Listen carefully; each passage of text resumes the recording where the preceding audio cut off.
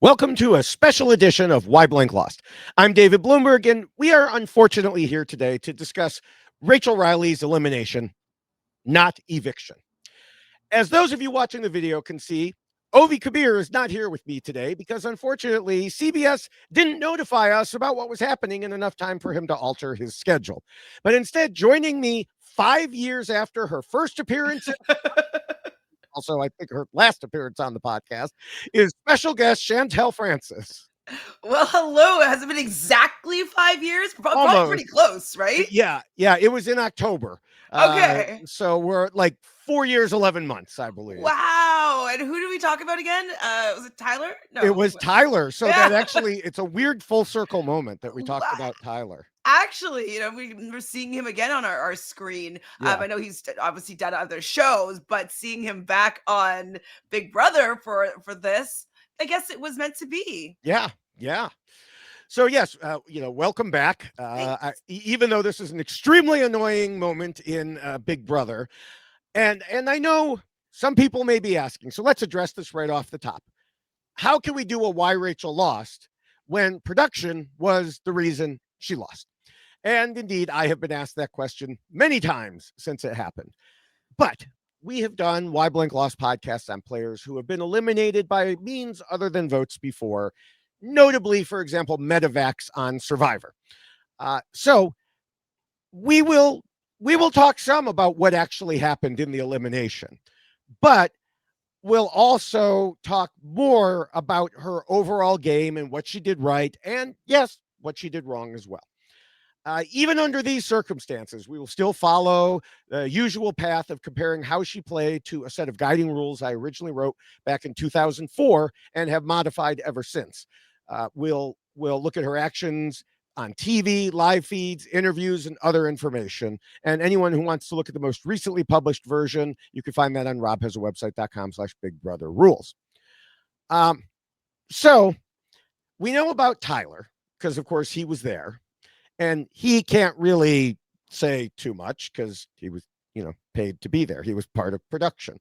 But it is interesting that so many, not quite all, but so many Big Brother alumni have come out strongly against this so-called twist. Even those who are, shall we say, not generally known to have the best takes. They're coming out there. And I do I really appreciate the support from a majority of the fandom of all previous players, because it really shows that there was something that was wrong. Obviously, Yes. there's the naysayers that are like, oh, she should have had enough time. She should have done better in this competition. It's like, okay, sure, great. But not for what Big Brother is, right? Big Brother is, you can flip with the format a little bit, but it's like maybe a competition of some sort to determine power. Then they do some nominating of some sort, and then there's going to be potentially a veto to save themselves, and then a vote out. Like that's like the basic structure that we're expecting to follow in Big Brother. You can move it around, you can make it faster, you could do two of them in one night, but it's usually the same structure. And so when you take that structure completely out of there and throw in something completely different, it's not really expect the unexpected anymore. It's just like, oh, you might just get a whole new game that you're not prepared for at all, and it might send you home. And so I'm happy that Big Brother fans and purists are just like, this isn't Big Brother. That's why it irritates us so much. Right. Yeah. I mean, this is literally reindeer games, and there were people saying at the time, oh, is Nicole a two-time winner? No, reindeer games was a completely different game. And this highlights that fact. Yeah, it definitely highlights the fact. And just getting eliminated from a challenge of some sort, and it's like a dumb challenge, even the one that determined the order of the state that Ava won, a shuffleboard thing, completely determines who's going to be going home. That's also wild. So I do think that, yes, this could have been, it was slightly exciting as like a television product of what went down. But when you're looking at from a game perspective of somebody that really wanted to be there, was doing so well, and it just got snatched away from her for a gimmick, it's really frustrating to watch. Yes. And that's why we're kind of up in arms. It's not because she she didn't do well on the maze, and we're like, oh, she should have gotten something easier. No, it shouldn't have been part of this season in Right. this capacity. Right. And for anyone who's wondering, I am dressed in black for this. This hat was the closest thing I had because usually when I'm wearing a Bears hat, I'm watching them and I'm crying. As I mentioned, RHAP Ode to Rachel podcast that was done a few days ago. And of course, I'm here in the have not room because we have not Rachel anymore. And I guess I went with a little bit of my white locust kind of Yeah. attire. Maybe people don't want to see me in that Yeah. because it's a sore spot, but I'm You're going doing a tropical today. celebration of Rachel's life, and I'm doing the mourning part. We're Perfect. the flip sides here. So for this episode, we're going to skip most of the preliminary stuff we usually do and head straight to the rules. I'm not going to talk about other things that happen during the week. We'll catch that tomorrow when we do why blank lost, whoever loses Thursday night. But I did have to laugh when Mike Bloom went through the list of players and asked Rachel for her rapid fire thoughts, as he does in the interviews. And she tried so hard to be as nice as possible. And when she got to Kelly, the best she could do was, I don't think Kelly has a strong social game. I mean, that's way better than I would have done, but considering how nice she was to everybody else, I just think that's hilarious. It's really a huge slam in comparison to everyone else. And I just had to laugh at that. Well, also, like, just to echo the laughter here, you hear her and Lauren talking about how she might be an audience favorite. It's like, whoa. Definitely have a misconception of like how she's being perceived by everybody outside. So Rachel is a little bit more in line with how we're feeling about her. Yeah. I mean, to be fair, I think Kelly has a misconception about everything. I mean, literally everything. So, yeah, as much as, Keanu is delusional in the game, I think Kelly is delusional in everything. So, yeah. So, all right. Well, Rachel came into the game and should possibly or probably have been targeted and voted out as soon as possible, since she was a previous two-time player and winner. Instead, she worked hard to get herself into a good position, winning over most of those who opposed her and setting herself up for a great finish. That was snatched away by a horrible production decision to upend the rules of the game. But how did she manage to stay around as long as she did? What did she change from her previous games? And what about those who claim, as Big Brother itself tried to on the show, that her elimination involved social elements? At RHAP, we know Big Brother, and we know why Rachel lost. So the first and most important rule is to scheme and plot. Now, this applies throughout the game, and there was also a tiny element of it in the twist that knocked her out. I know some people have said that she should have been able to convince Ava to pick her first. And that showed that that was a strategic failure on her part, and so that makes it okay. These people are stretching; they're grasping at straws here, because dropping them into a completely unknown situation, giving Ava 10 minutes to figure it out, especially when Ava does not think strategically, pretty much ever. This is not just a big hill to climb; this is a cliff, and it's a part of the problem with the twist. It did not give players a true chance to play the game. Even in a double eviction, people understand what's happening. The things you said, the nomination, the veto, the possible renomination, etc.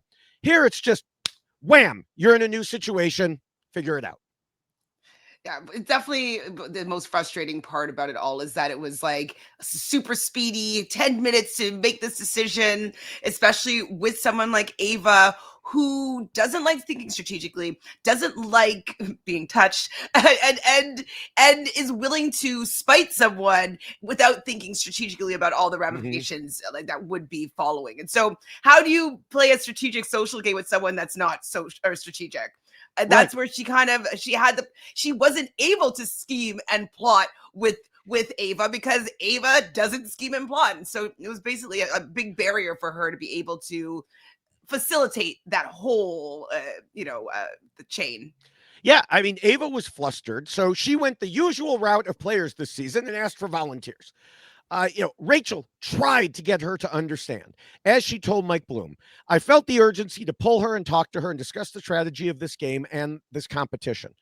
Turns out pulling her was the wrong thing to do because how dare you touch Ava's arm? Frankly, I think there was Frankly. frankly, I wish she would stop saying frankly. It's not cute. It's annoying. And she just needs to, especially when she says it related to stuff like this, which, there's there's a lot of post hoc rationalization going on there because her saying that is one of the dumbest reasons I've ever heard for making or not making a choice. It's not like she objected. It's not like Rachel grabbed her and she immediately stopped like she did with Keanu and said, don't you do that to me. She went along with her. Yeah, she's like, whoa. Yeah, she went along. She, as far as we saw, she said nothing about it until afterwards when she was trying to come up with an excuse. And Rachel was just trying to talk strategy quickly. She knows how quickly everything moves. And they had a final two alliance. But again, that's just not the way Ava's brain works. She said it herself about 2 weeks ago. I don't have a brain that was made for Big Brother. I'm being serious. I don't think my brain works the same way as some of these people's brains work.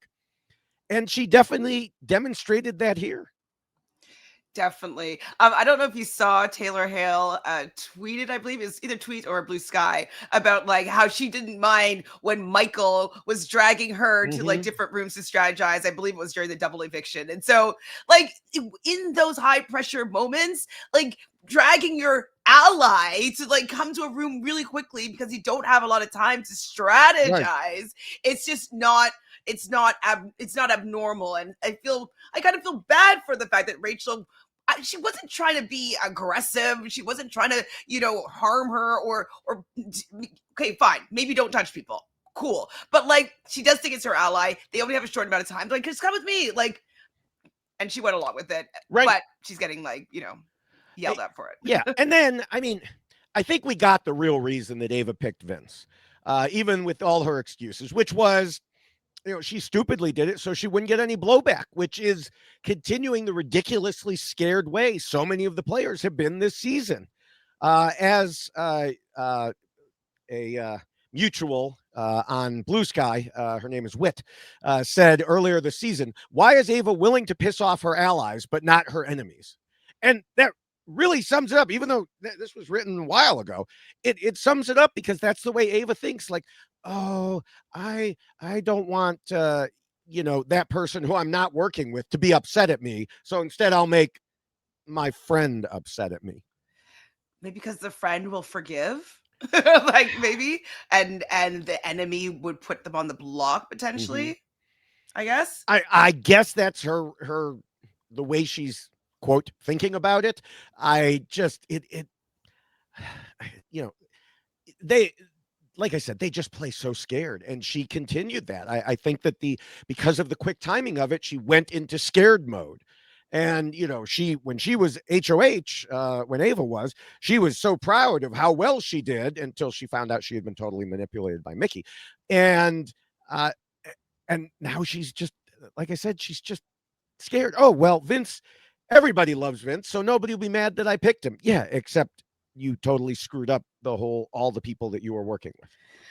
But no matter what, though, I don't like this twist anyways. Right. Like, I really hate the fact that who knows even if Rachel did go first, if she would have been able to complete it in 6.5 minutes. So I just wish that it just didn't happen at all. Yes. If you're going to use this game, use it to determine something. Use it to be the head of household competition or something. Determine who are going to be immediate nominees or something. I feel like the part about Big Brother that I like about it, and I think when we've talked about it a lot, is the fact that you always have an opportunity to save yourself with what you might be able to say to other people, promise to other people. You can campaign for yourself to say. That is probably the worst part about this twist, is like not getting any competition to be able to maybe save yourself, which is like why the veto came into play in the first place, because like you needed another element to like not just like go home after one competition that's silly. And then after that, I just totally lost my train of thought, but you know where I'm going with it. Yeah. And everything you're saying, I, of course, 100% agree with. I'm just trying to, analyze that little bit of strategy that people say was here, but really wasn't. Mm-mm. Because, again, okay, once it was in Vince's hands, there wasn't much Rachel could do. He wasn't going to listen to her. Lauren certainly wasn't going to listen to her. And, some people have suggested that she should have, well, she was asking to go on, so it's her fault. No, you know, the risk was huge at that point. If she said, don't pick me, well, let's say Morgan had chosen Ashley and Ashley had lost because Ashley hasn't shown herself to be great at comps necessarily. Um, well, then Rachel would have lost her closest ally. So it still would have been a huge loss for Rachel. If she'd won, she probably would have put in Keanu next. But if Keanu had made it, he could have easily put in Rachel for a time that nobody on this planet would have been able to make. Mm-hmm. So, yes, at that point, you still wanted to go early. And it was, of course, being described to her by Morgan as you can do this, you can do this. But again, this is just me analyzing this part and trying to respond to some of the claims I have seen, because the overarching theme is it never should have happened. Yeah. But don't, people don't come in here and say, oh, well, this was strategy. This was strategy. This was by picking people, it was a type of vote. No, none of that is true. And, Rachel tried to work with what she could in the few minutes she had. But like you said, they never should have been put in this situation.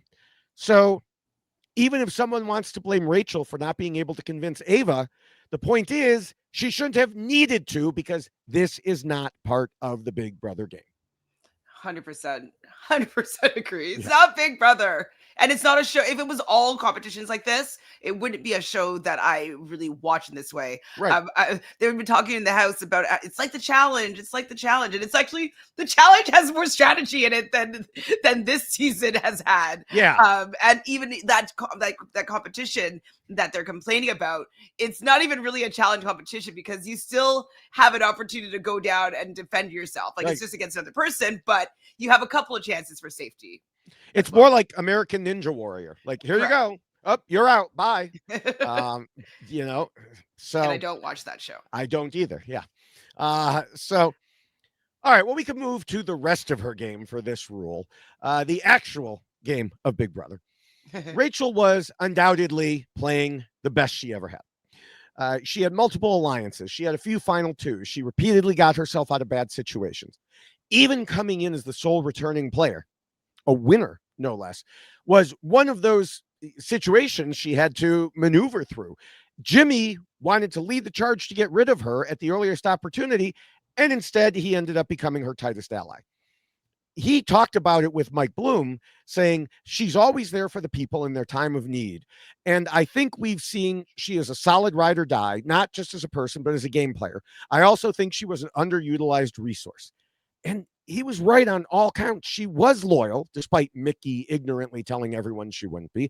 And she was helpful to players if they would only listen to her. Yeah, they never wanted to listen to her. She was like screaming into the void, and they're just like, do, do, do, do, do, do, do. And she's like, use me. I've done this before. Like, do, do, do. Like, what? Like, if I were playing with a returning player, I'd keep my eye on them, obviously. I would want to bring them along a little bit just for, like, the nostalgia of it all. I don't think getting them out right away and put it on my resume like super early in the game, I don't think that's that impressive. I would probably want to play with them, learn from them, and then cut them near the end. You know what I mean? I definitely would have used them as a resource, because it is really helpful and beneficial to work with somebody that's been there before. So it was very surprising that nobody was willing to take her up on her knowledge. And like, I guess it's because nobody's strategic at all. But I really wish there was a few more strategic players that really saw this as an opportunity to play some fun Big Brother. Like, Big Brother's so fun when you're when you're scheming and plotting, when you're figuring things out, when things are going in your favor, when there's an opposition, and when you're trying to do things to save yourself, save your allies in the game. And so, yeah, it could have been a really fun season if there were some people that were willing to play ball with Rachel. Yeah, if there in were that some way. people, right? If there were some people who were clued in. Now, speaking of some who weren't, one person that Rachel repeatedly tried to help was Keanu.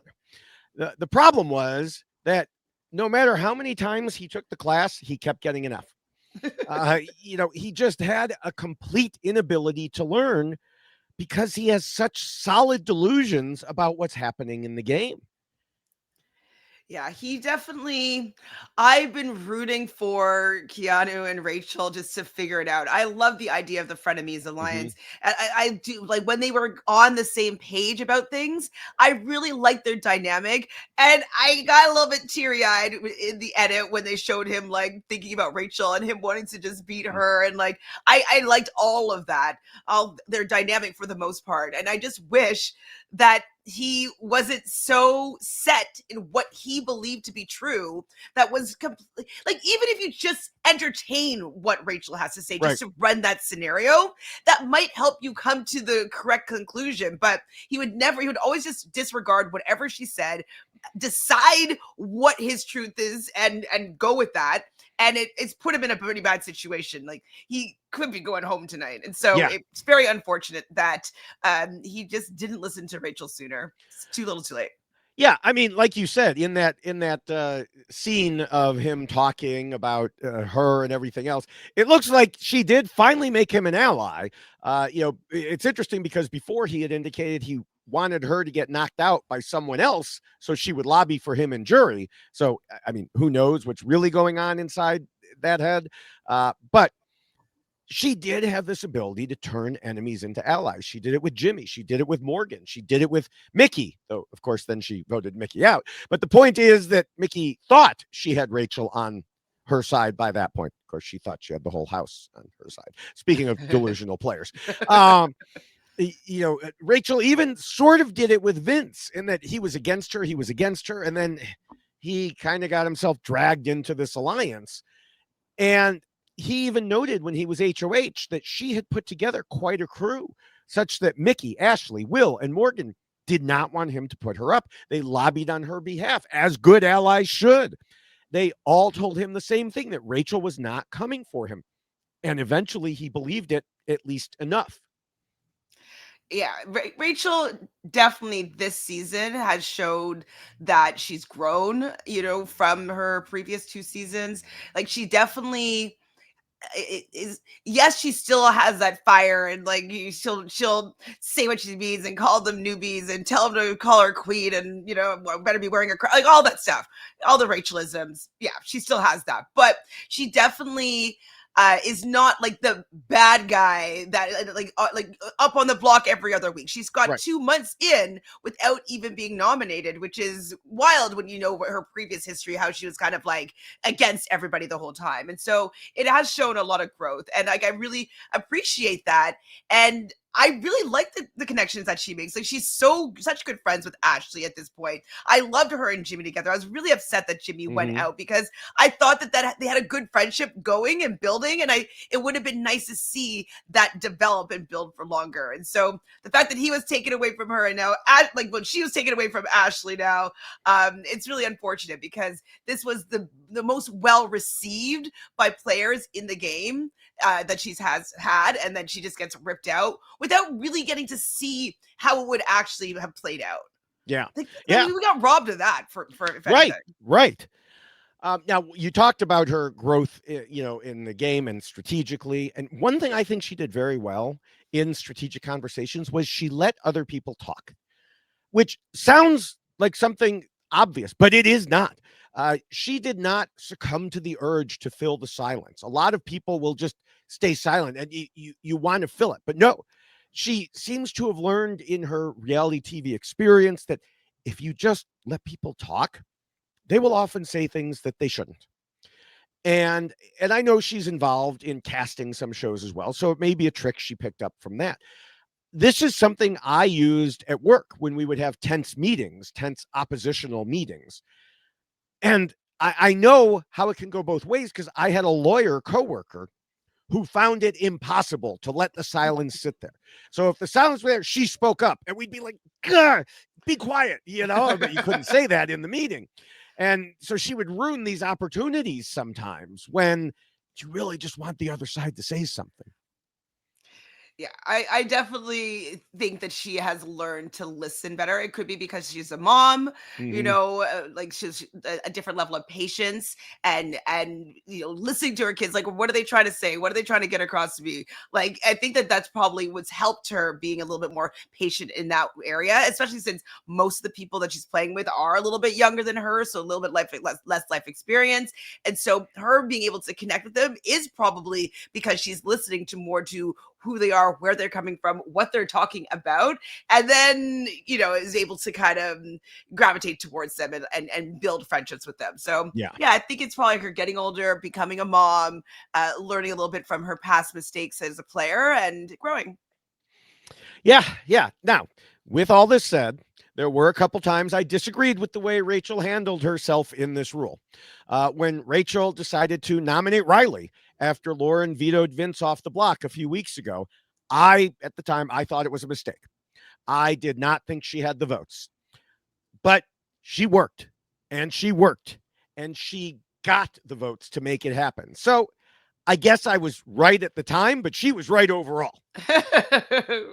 we were all shocked. Of Yeah. course, I would assume that most people wanted this conclusion, wanted Yes. Riley on the buck. It was pretty like, oh my God, is she going to do this? She's going to do it. But is it good for her game? Was always like Right. the little aside that we're saying after. So I'm happy that she ended up doing it and that she showed that she can get what she wants to Mm-hmm. happen a lot of the time. Yeah. And yeah, that was a pretty impressive pull. It was. I will still say, because we strive to be fully objective here, there are parts that she could have handled a little bit better. Like she told Lauren who the new nominee would be, but she should have told Riley himself that he would go up if Lauren used it. Make him do the work. Because at the time that wasn't what she wanted to happen. It was a threat. Yeah, I think with that, I think the reason why she did, I don't think she thought that Lauren would actually use it, right? I think that she thought that she did Mm-hmm. enough and that she wouldn't have to necessarily burn a bridge with Riley for saying that, like, hey, you're an option here, if he wasn't going to end up going up. And so I think she just didn't expect to actually Lauren to go follow through with that. And so yeah, I think that that's why she didn't let Riley know, because she thought it was not going to be needed necessarily. Yeah, I could see that, but the problem is she wanted to blame Lauren for it, but nobody blamed Lauren for it. I think if she had told Riley, Riley would have talked to Lauren and said, please don't use it. I know I said to use it earlier, but please don't. And then if she had used it anyway, then the blame would have fallen more on Lauren instead of Rachel, I think. Can we throw some blame on Lauren for not telling Riley? Like, well, Riley, she said that she would put you up if I thought used she it. was Like, joking. Sorry. but like I thought beforehand. she was joking. I did a whole video that way. I'll have to do that if Lauren doesn't make it to the end and it's the why Lauren lost video. I'll just do the whole thing looking off to the side on like 0.5 speed. Yeah. The other issue that I saw was that in addition to not telling Riley, she also didn't tell her allies, and admittedly, most of her allies are morons. But it's a good thing I said that before you took your drink. That would have been it. But at least giving them a heads up would have meant they weren't blindsided. However, as you said, all's well that ends well. And since Riley was the one who was evicted, it ended really well. Yeah, it was a nice ending. Yeah. Definitely. I definitely agree also that she should have let her allies know, because you want people to be supporting your decision, Mm-hmm. or even bouncing back and forth. Like, you do sometimes need other people's opinion or perspectives. Like, maybe you're not seeing a situation clearly. Like, maybe if she talked to her allies, you'd be like, no, she's going to use it. Like, something. It might have Right. just made her have some other considerations. Maybe then she would have been like, hey, Riley, I don't want to put you up, but I don't really have any choice. So if she uses it, like, you're going to have to be the person I put up, and And like, it maybe if she had more communication with her allies, that situation might have happened. So I agree with you. She did not communicate enough with her people. All right. Well, we can move on to the second rule, which says not to scheme and plot too much and to keep your scheming secret.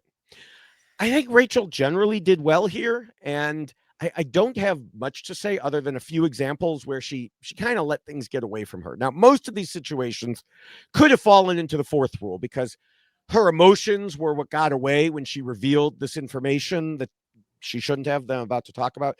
But failing to keep her scheming secret was the outcome. So that's why I'm mentioning it now.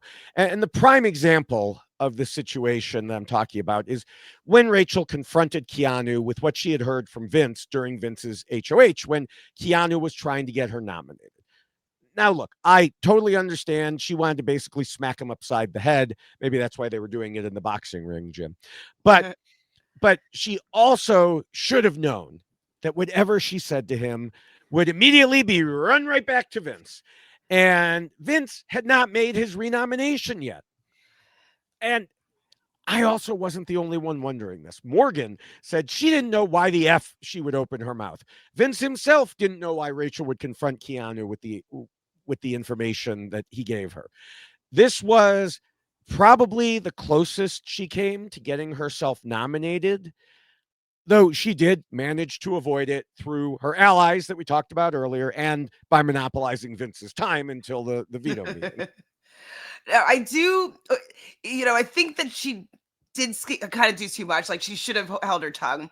But if this is your final two, you have the frenemies, you kind of have worked through all these things, and you're like, you think that you have a loyal ally that you could scheme and plot with, and you're confidant, and you don't really expect them to go and run to the enemy in this way.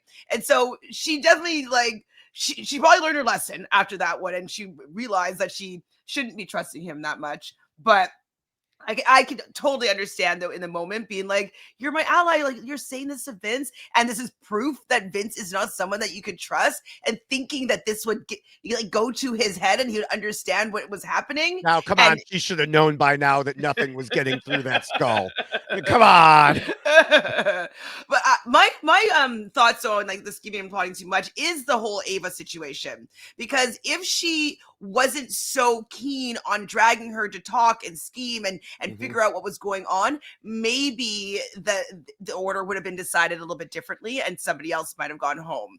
So, like, that could have been another opportunity where, like, if she just maybe took her foot off the gas a little bit, she might have had a different outcome. But we're not sure. I see what you're saying, but if you have 10 minutes, I don't think you can scheme and plot too much in 10 minutes. I really don't. Because, using the same thing you just said, she had a final two with Ava. She thought that she could talk to Ava. And if you let Keanu get in there first, I mean, she also knows Ava. Ava is not, as we discussed, she is not a strategic thinker.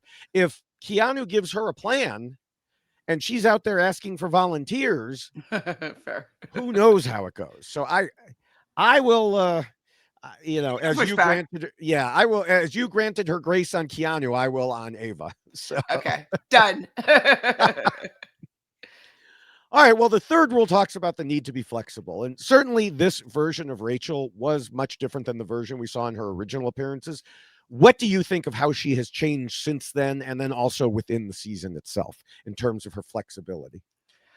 Well, definitely with who she's working with. She will have kind of an enemy with somebody, and then she's willing to still work with them. We saw a lot of people not willing to work with people. I mean, like, I can never work with them. I don't like them. I'm not voting for them. I won't keep, like, but she was willing to keep people, vote people out, make new alliances. Like, she was really able to morph and shift her gameplay. And even when, they voted out people that she really wanted to stay in the game, being like Amy and Jimmy, like, she was still flexible enough and willing to still work with these people that really screwed her over in the game. So I think that she became a lot more flexible and tolerant with the people that she was working with, especially because they playing so terribly, and she's still kind of willing to go back and try it again. Yeah, I agree. It's like you were reading off of my notes there. I mean, you can look at how other players are acting and compare it to her. Now, we'll look at the exact opposite, Kelly.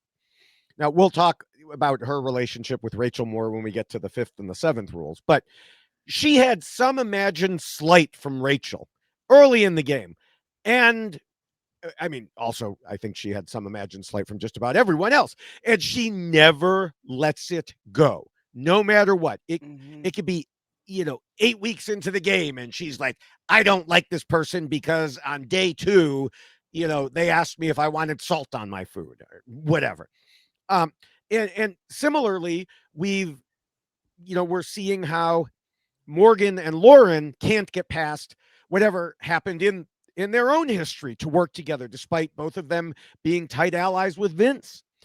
And meanwhile, like you said, Rachel literally turned Mickey and Morgan into allies while they were still nominees who she had put on the block. How do you do that? I don't know how you do that. And she convinced Vince to join an alliance with her, and she kept bringing Keanu back to her. And just all these examples.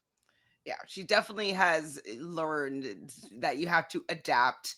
You have to shift your gameplay. You have to work with your enemies. And yeah, I definitely would say that she was quite flexible this time around. Yeah. All right. Well, the 4th rule says players should not let their emotions control them. I mentioned earlier, and you also mentioned how Rachel did let her emotions run away a few times on the strategic side. And I can think of a few others in the non-strategic situations. But what do you think of how she did overall here for this? Overall, better than in the past.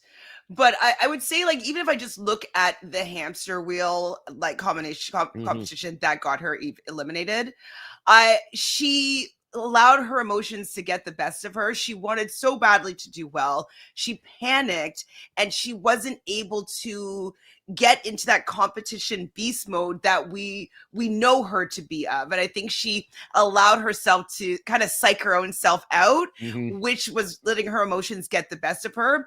And that's why she did not complete that basic maze. And so that's just like a kind of a blatant, most recent example of her emotions getting the best of her. And obviously getting in fights with anybody, like even would say in the beginning, yes, it's good TV. Yes, I find it funny sometimes, but like having people have reasons to not like you is just never a good thing. Having an enemy sometimes can be an okay thing, because then you have someone to nominate, and like having somebody specific that you could be saying, like, I'm going for this person, it might let you breathe with other people. So I get it in that strategic sense, but it's not really the best look to be getting in fights with people, especially at the beginning of the game where people are deciding whether or not they like you. So yeah. Speaking of the wheel, this is one thing I had wanted to mention was, we said, and other people have said, she could have had 20 minutes to do it and it wouldn't have worked. I think a lot of it was if she had gone first, yes, people could say, well, she hadn't even moved at all. Well, like you said, I think she kind of psyched herself out a little bit, thinking she didn't have enough time, which helped cause her to not have enough time. Where if she had gone first, she would have been thinking, well, obviously I have enough time because this is the most time you're going to give a person. So we'll never know, but that is one thing I wanted to mention. And yeah, other than that, I do think, and of course, just for anyone who wants to, quote us out of context here, this all comes with the caveat that never should have happened anyway. Always. Yes. Should be a running ticker. Yeah. But, in the game itself, there were definitely a few times where we saw hints of the old Rachel. I think the most obvious was the wine gate, hug gate, hammock gate, triple gate situation. Most listeners probably know the story by now, but briefly, they got alcohol for Lauren's birthday. There was an interaction where Rachel got annoyed with this fake compliment game that was going on and made a comment, I need another drink, which led Kelly to comment in an exaggerated way about that to Vince. And indeed, Rachel did actually take a White Claw because she was admittedly being petty and didn't want Kelly to have it. But then when the whole thing blew up, and Rachel learned about this, Kelly came out to the backyard and Rachel was there and kind of ran ahead of her to get to the hammock and said, "Oh, there's no room on the hammock." And then Kelly was like, "Well, I'm not really sitting on the hammock. I'm saying goodnight." And then Rachel wouldn't give her a goodnight hug, which Kelly turned into a whole big thing. Mean to me. Yeah. Uh, so that was a situation where I do think her emotions got the better of her there. I totally agree. And I definitely, that was the one time, because like a lot of people are calling Rachel a mean girl and this and that. That's Mhm. the only time that I could really remember from this season that it was a little bit unkind with her being like, oh, there's nowhere for you to sit here, Yeah. like, and everybody else is there hanging out and somebody's coming into that situation and saying that it is a little mean girl. So that was one situation I was like, I know you don't like her, Rachel, but like you kind of had to like pretend that you do a little bit. Yeah. You don't have to hug her. She didn't have to hug her. Right. But the comment about the hammock, no space, wasn't the kindest. And it was obviously because she was irritated and she allowed her emotions to kind of Right. get the better of her there. Agreed. Yeah. I mean, I can't imagine what it must be like to live in the house with Kelly. But she also needed to recognize that this is what Kelly does. She instigates things and plays the victim and causes problems. It just wasn't worth the potential damage to her game. But again, I say that as a person who thankfully has never had to live with Kelly. Yeah, I don't know if I'd be able to be better, because when Right. people annoy me, I it's pretty clear. And yeah, she might be doing better than we could either of us could ever do. Right. But Right. if we're looking in Yeah. terms of rules here, yes, her emotions got the best Yeah. of her. Now, another example that's undoubtedly familiar to listeners is when Rachel kept hearing about Mickey and Morgan wanting her in the jury. And she finally told Morgan exactly what she thought of it. Now, of course, we have already discussed how Rachel eventually turned that around and brought them on board. But at the time, it sent Morgan spiraling. Not that it takes much to send Morgan spiraling. Say, Morgan, you're a snake. Ah, and that'll be it for weeks. But Rachel even said to her, the fire hasn't even come out. I'm tired of the disrespect. You can tell your friends that. And Morgan kept repeating this story, emphasizing, she said, friends with an S. She put way more thought into it than I'm sure Rachel did. And, but, and yeah, don't get me wrong. It was fun for us to see Rachel blow up on Morgan about all of that, take her to the jury nonsense, because we'd been talking about it out here. But again, probably shouldn't have done it, even though she ended up, wrangling them back in. For sure. I definitely was cringing a little bit when she's having this conversation with Morgan, because it's like, sometimes you need a little bit of humility, right? Because especially with this group of newbies, they don't respect people that have played the game before because they haven't watched the show before. Right. And so for her to be like offended by the disrespect and how are you putting me in the jury? Why aren't you using me as a resource? Like, that was her ego kind of getting the best of her, and like an emotional response to like not feeling like the queen that she is. And she should have maybe reframed that moment, because it definitely didn't work out positively for a while. No. Yeah. So there were a few other examples, but we don't need to give everyone. And we can move on to the fifth rule, which says players, as you said earlier, need to pretend to be nice and, of course, also play the social game. Now, back when I interviewed Rachel after her Big Brother 12 loss, she told me, I'm not scared to say what I feel and to fight hard and to piss people off. Obviously, that does not go along with this rule. But Rachel, over the years, has realized that herself as well. And sure, as I mentioned earlier, we saw some flashes of the old Rachel, such as what you brought up when Zay came after her. But also, Zay was not the brightest bulb when it came to Big Brother. And, this has undoubtedly been Rachel's best season in terms of her social game. And yes, you have already mentioned this as well. There are a lot of, I'll call them casuals, who claim Rachel is a bully and nobody likes her. But there's no way to say this except bluntly, they're wrong. Rachel has gone out of her way this season to be nice to so many players, often getting stabbed in the back in return. We can look at how she tried to help Keanu, Kelly, Riley, Catherine, etc. She hasn't just done this as a game move, but to truly help them feel better about being in the house and even to suggest ways to help once they're out of the house. And yet, in every one of those cases I just mentioned, the person was horrible to her, either within the game or personally or both. And going back to Kelly, she's a perfect example. Rachel tried to help her by giving her tips on how to be more likable, which Kelly reinterpreted and spread around the house as Rachel saying she has no friends and nobody likes her, which isn't what Rachel said, though it was essentially true at the time. Rachel tried to let Kelly know she wanted to work with her, but Kelly didn't believe her because of, I don't know, voices in her head. I really don't know. But there were several discussions through the season of Rachel trying to clear things up, and Kelly would either say things that never happened or would pretend everything was fine and then run to tell other people how horrible Rachel was to her. Like while Keanu was HOH a couple weeks ago, Rachel even apologized to Kelly because Kelly is Keanu's friend. And so she told Keanu, well, I want to do this for you to make things easier for you, which was partially BS, but that's part of pretending to be nice, you know. And in that discussion, she found out that they had had more misunderstandings than she realized, in her words, and triggered more things than she knew. Now, of course, the reason that there were more of these things was because many of those things only happened in Kelly's head.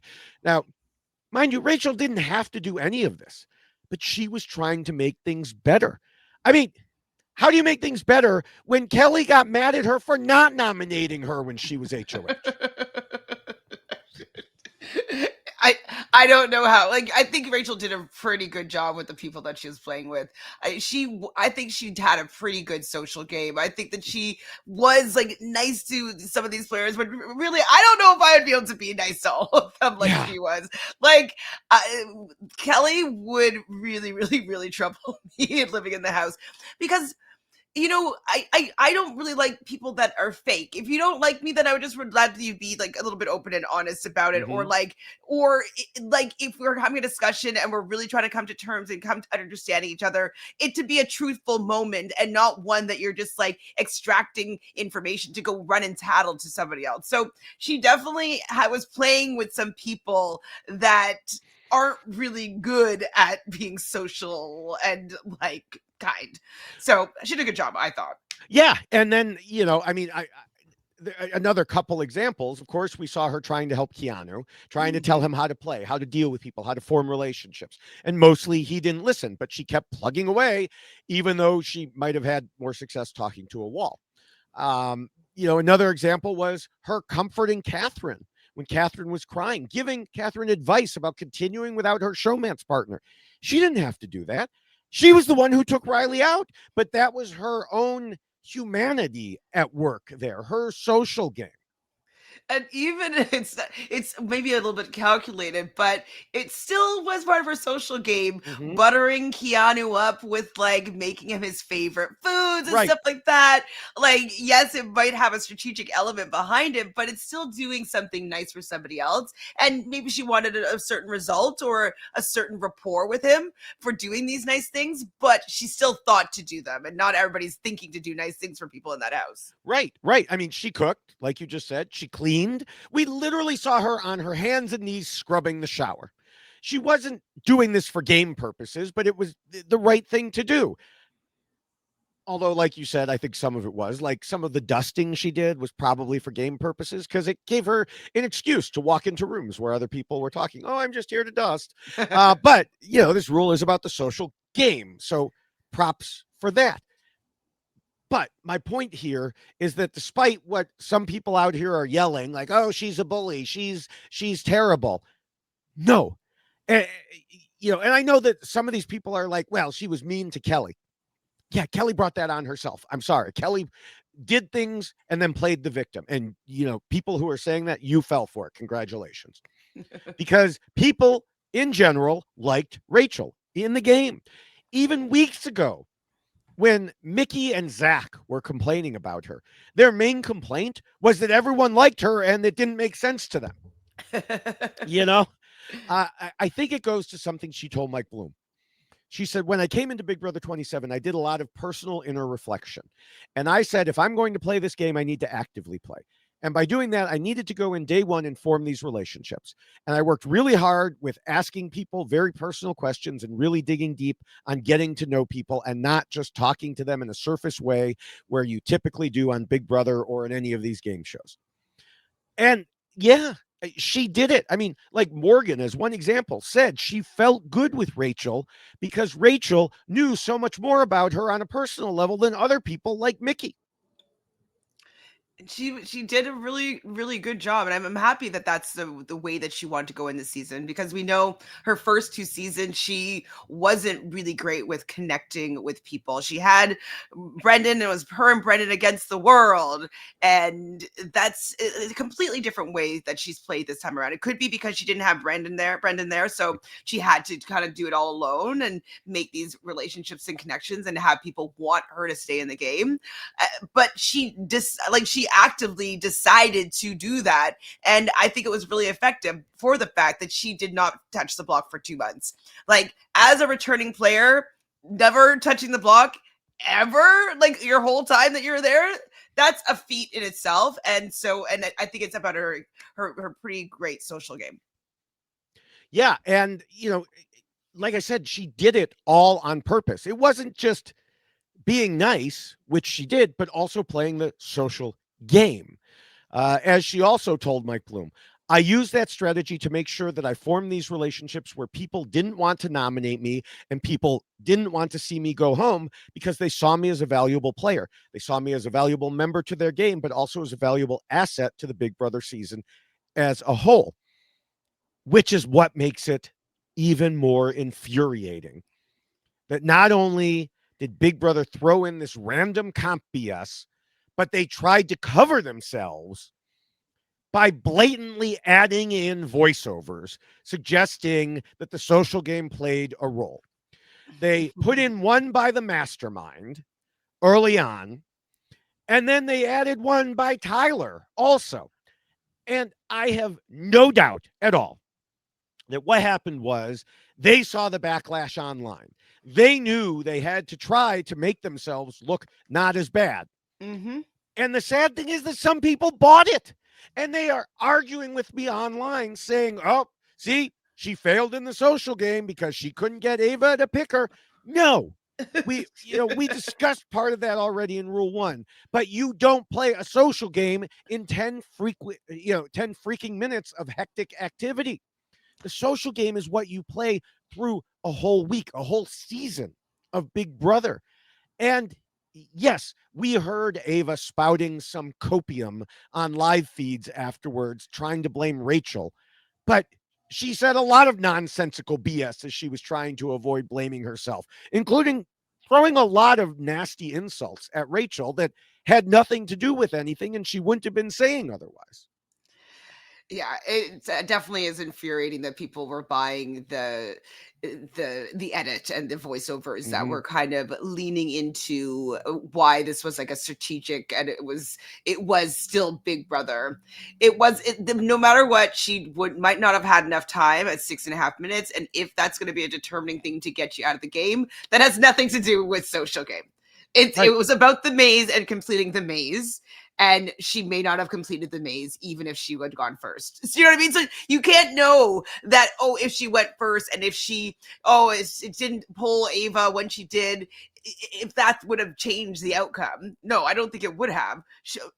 And it shouldn't have existed in the first place. People just forget that. They want us to be able to blame Rachel and say that it is her fault. And like, why are people up in arms about her? And she shouldn't have been playing the game anyways. And she's the only returnee. And she got what she deserved. They're saying all this nonsense. And really, she was just done dirty by a twist.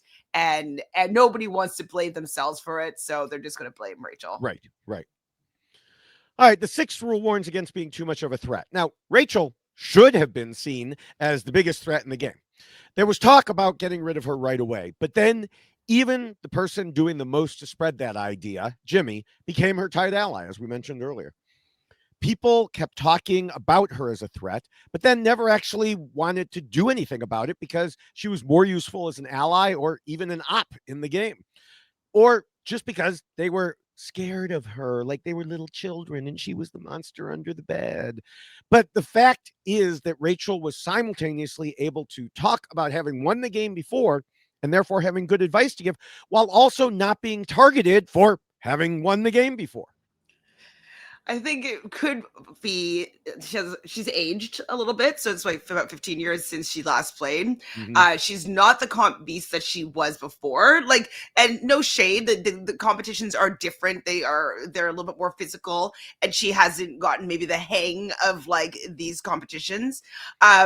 But she definitely lowered her threat level. And even with talking about, hey, like if you sit next to me, like none of you guys are going to vote for me to win. Kind of just like taking she's going to win no matter what if she gets to the end, or like taking that away from the players as a reason to put her up and vote her out.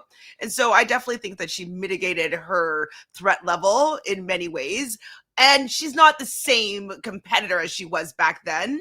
And also the players don't respect like anybody that previously played anyways, so that was able to, she had to work with that to her favor. Yeah, I did like that she kept repeating the mantra, I will be the best person to take to final two, because nobody would give me the win. Now, personally, I think if she did make it to final two, she would have won. Yeah, I think who would be able to deny her after being seen as the biggest threat and making it that far? And other players were starting to see that as well. Vince, for example, told Mickey that he knew of at least 3 people who said it. And yet they kept her around all this time. And now we'll never know what would happen later. This took all of that away. Could they have finally mounted an attack on her? Maybe. But this group often talked about doing things they never actually did. So who knows? We can't know because of this stupid game change. I've played some like online reality games before, and one of them I got taken out by a wheel. And I was just like, how unsatisfying is that? I was taking it like not like a wheel maze, but a literal like spin the wheel and it landed on my name and I'm out. And I was like, I would have won if like I didn't get taken out by a wheel, which we could potentially be saying that about Rachel as well. She got taken out by a wheel. I played in one where someone had been mounting an attack on me, and I got into the room, literally, switching the rooms online as they were talking about me, and caught them in the act. And then they left embarrassed, and I flipped everyone against this person. And then the twist of that round was they can drag someone out with them. Brutal. So, of course, they dragged me out with them. And it's like, I did this great move, if I do say so myself, to flip people from trying to come after me to working with me. And then, boom, it's gone. So, yeah. I mean, but that's an online reality game. This is Big Brother. Yeah. It's for a lot of money. Yeah. For you to be messing with people's game for $750,000, but they're taken out by a wheel or like a maze. Like, it's just like those games that they're playing is just not worth $750. I do think the social strategy of Big Brother is worth it because like there's a lot of psychological torture that you're experiencing going through. Like there might be manipulation, like there might be feeling bad about lying to people. Like there is a lot of stuff that you might be putting yourself through with the social aspect of the game. And I do think that that is valued and warranted of such a large prize fund. But like sliding a thing down the shuffleboard and doing a wheel maze is just, to me, is not valued at $750,000. Yeah. All right, well, we could go to the 7th rule, which says to trust almost nobody. And unfortunately, Rachel had several instances where she trusted people, and as I mentioned earlier, they stabbed her in the back. Time after time, she offered Keanu her trust, and time after time, he lied to her. She kept trying to help Kelly, and Kelly would immediately, like I said before, run to other people and talk about her, even saying nasty things about her behind her back for literally no reason.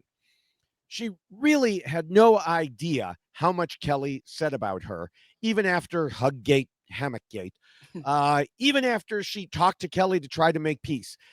She will not know till she's out of the house and Brandon brings her up to speed. So she's not going to be happy. I think Melissa said it best on the roundtable a few weeks back, saying Rachel was thinking logically about it, that it would be good for Kelly's game to work with her. But Kelly never thinks logically about anything. Yeah, it definitely Kelly does not think logically about anything. And I do think like I Rachel she definitely trusts the wrong people. Most of the time it was Keanu, though. Is glaring for me about like how many times she put her trust in Keanu. And I get it. I get it. You don't think that somebody is going to betray you in the way that he is. Like they're saying that they're your final two. You got this thing going. You're frenemies. Like okay, pinky swear, pact. Like she's doing all the things, and it would be good for his game to keep her in there because he does need to have another threat in front of her. And if he's winning competition and they're working together, like this is good for his game. So why would he try to get her out? It would just logically, I get why she wouldn't think that that would be the case, but she definitely trusts Keanu a bunch of times, told things to him that could have gotten her at least nominated, if not eventually evicted. It's just, yeah, trusting the wrong people, that being Keanu, trusting him a few too many times. Yeah, I think overall she was a little too trusting and forgiving. I suspect part of it was game because she knew that even if someone went against her, there was always the possibility of turning them around, as we talked about that she did. And part of it was Rachel, the human, the mom, the experienced player who saw the cluelessness of most of these younger newbies. Cluelessness is clueless. Yeah. Yeah. Yeah. Yeah. I wouldn't trust any of them. Yeah. All right. Well, it is about time to wrap things up here. What are your final thoughts about Rachel? My final thoughts are like I think somebody on Blue Sky, I think they're like, why did Rachel lose? Like production was that really is the answer here. I know we kind of played through like what she did well and what she could have maybe worked on, and if she was evicted, like it would have been a little bit more cathartic with her game and her coming back. And so like I'm sad that we didn't get to see this new version of Rachel play out like the game that she was playing, just to see how it would work, or if it wouldn't work, maybe she was going to be out next anyways. Like who knows what would have happened? But I am sad that we got robbed just to see how this would have played out naturally. It has been a real pleasure watching her play. For first time she played, I wasn't necessarily the biggest Rachel fan. Like she definitely was entertaining, and she had a lot of sound bites that she came up with, and she definitely was still considered like a legend to me, like in the game. But I wasn't necessarily like a Rachel stan, like coming into the season. But she really turned me around. Like she was somebody that I was rooting for. She was someone that I was watching to see how she could get herself out of situations. I was watching to see the relationships and the connections that she was making, her doing this all on her own, being pressed by the fact that she's made it 2 months in. I was really enjoying my new relationship that I was having with this person, Rachel, that I've known in like my life for 15 something years. So I'm really happy that we did get an opportunity to re-meet her. I'm saddened, but we didn't get to see this through in a way that would have been cathartic for us. But I'm happy that we got a little bit of time with her, because without her this season, the season would have been definitely in the gutter. Yeah, like you, Rachel changed a lot of viewers' minds for the better in playing Big Brother 27. She played more strategically and more socially. Not only did she change how viewers saw her, but even players in the game. As we discussed, Jimmy went from wanting her out immediately to becoming her closest ally. Morgan and Mickey went from being incredibly mad at her and even being nominated by her to becoming allies, at least for a little while in Mickey's case. Keanu went back and forth with her, but was mourning her elimination after she was gone. Sure, there are some people who never change their minds, both in the game and outside. There are still plenty of Rachel haters who flood my videos with comments. There are the Kellys of the outside world who imagine slights and don't understand her game or personality. But we don't need to talk about them any further. As I said, Rachel improved her gameplay in every area. Was she perfect? No, nobody is. But she had this bunch of strategic dummies running in circles or just sitting there waiting. We can't know what would have happened if the game would have played out as it should have. maybe, as you said, somebody would have finally decided to take a shot at her. It probably would have been Vince, but who knows if he could have even gotten the votes together. I could easily have seen her making it to the end and potentially even winning again. But as I said, we'll never know. And that makes it incredibly unsatisfying. Rachel herself told Dalton Ross, "It is extremely frustrating to play such a good game all season, and I truly feel that I set myself up for this jury. I made the whole jury of people that would have voted for me. I worked really hard socially to become friends with all these people and to form relationships and to strategically play this game and to navigate through the game in a better way that I feel I ever played Big Brother before. It was extremely frustrating because I do feel that I set myself up in such a great position for the jury and to sit in those final two chairs." And as I've indicated, I agree with everything she said there. Rachel told me in my interview with her back in 2010 that she was a super fan of Big Brother before even going into season 12. That has obviously only grown as she became a winner, met her husband. They had 2 kids, and it led to her further being on other shows and even on the other side working in casting. You cannot separate Rachel Riley from Big Brother. And Rachel was eliminated, not evicted, because of a BS change to the entire underlying structure of the Big Brother game.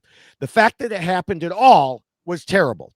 The fact that it happened specifically to her makes it even worse. Yes, she was unable to complete the comp, but that does not make it her fault. She never should have been put in that position to begin with. And that is why Rachel and all of Big Brother as a whole lost. Agreed with you. That is why Rachel lost. We all lost, actually. Yes, exactly. All right. Well, we will have predictions, believe it or not, in a moment here after a few other pieces of information. And in addition, if you want our full thoughts about everything, we are all over social media where we discuss Big Brother and many other topics. Chantele, where can people find you? Definitely on Instagram at ShanFranFran or at Reality Realness with 3 S's. My YouTube channel is Reality Realness with 3 S's as well, where I've been talking about the challenge. We usually go live after each episode. And Love Island Games is coming on. So I'll be covering Love Island Games after every episode as well over on my YouTube channel. All right, great. Well, I am all over the place. You can find my various accounts through my Linktree at Linktree/David Bloomberg, or you can find me directly on Blue Sky as at David Bloomberg. And ever since Big Brother began, I've been posting at least 3 or 4, sometimes even 6 videos on TikTok, YouTube, and Instagram, where I am at David Bloomberg TV. It's a combination of thoughts from the episodes and live feeds and things like that. I also did Australian Survivor, Australia versus the World, mini Y blank lost, and of course a Y blank won, and other videos there. I have mentioned here on the podcast, I recently went over 50,000 subscribers on YouTube. I'm approaching 13,000 on TikTok. So thank you to everyone who has subscribed there. In addition, I will be, I am once again helping to cover a Traders season. This time the Traders Ireland on the Tradar podcast. I co-hosted episode 3 and will be back for episode 6 this week. So watch for those. I did want to say also, I just wanted to show this here. I did get to meet Rachel and Brendan. Whoops, we got to remove that there. At the Los Angeles RHAP 10th anniversary party. So I talked to Brendan a bit. I didn't really talk to Rachel. She was talking to other people, and he tapped her on the shoulder and said, "Take this picture." But so there was that. But that, like I said, we didn't really talk much. It was just fun to meet them both there. What state are they living in? I'm just wondering if they're going to get any Alabama. Of the live Alabama. Okay. Are they going to be at any of the live shows this winter? But maybe not. That I don't know. Fall. All right. Well, based on the time we're recording this podcast, we're doing predictions now, and people will probably know if these predictions are right or wrong almost as soon as the podcast is published. But hey, we'll give it a shot. There isn't a whole lot to predict. As much as I would like to think Ashley or Will can win Blockbuster and send Keanu home. And I believe, did we see the preview of the Blockbuster? Is it the rope? I think it's the rope one where you have to untangle yourself. Oh, and then run out to get the. Yeah. So there's. Well, that gives Ashley a little bit of hope here, because if it's knots, like untying knots is something that smaller fingers might be able to do. He might have too big of a hands, Keanu. So that's. Yeah, I mean, Will isn't winning, especially with his knee injury. No. But I still think that, Keanu's going to win. He'll find a way to win, and I think that Will limp to the jury. Okay, I'll just take the other stance, just because I haven't seen the challenge, but if it is a rope one, it might be a little bit of an upset, and we'll see Ashley maybe win this Blockbuster. And in that case, maybe Keanu might be leaving and going to see Rachel in the jury. So if that's that outcome, because I know that there was a little bit of a push to have Keanu maybe stay, but I don't think that they'll have enough votes for him to stay, and will be able to beat him in that vote. Yeah. So I'm gonna say Keanu, and Ashley wins the Blockbuster. All right. All right. Well, we will find out very soon. As we wrap up, I want to encourage people to check out the RHAP patron program at robhasawebsite.com/patron. Rob has several patron-only podcasts for Big Brother, plus other perks like the Facebook groups and Discord. You can help support shows like ours and everything on the network by becoming a patron at robhasawebsite.com/patron. Also, make sure you're subscribed to all of the Big Brother RHAP podcasts by going to the link that's shown on the bottom of our screen here if you're watching, which is weknowbigbrother.com. You can also go to weknowrealitytv.com if you want more than just Big Brother, including a bunch of other shows. So you can select your service of choice and sign up, get everything, subscribe. For example, they can get live feed updates on either one of those. And that was you this morning. Yeah. Love updates. We would like to thank Scott St. Pierre, Jessica Sterling, the whole RHAP and Reality TV wrap-ups behind the scenes team for all the work they do, editing and posting and creating the images and everything else. And of course, thank you, Chantele, for jumping in, joining me on this special episode on very short notice. So, yes, again, thank you for that. My pleasure. It's happy to be here. I was actually just thinking, just a couple days before you'd asked me, I was like, I wouldn't mind doing a why blank lost. So maybe I put it out into the universe, and the universe answered pretty quickly. All right. Well, I will be back with Ovi in just one day to discuss what should be a normal eviction and probably will be either Will or Keanu. We will find out. Until then, like we said, find us on social media and see you soon. Bye.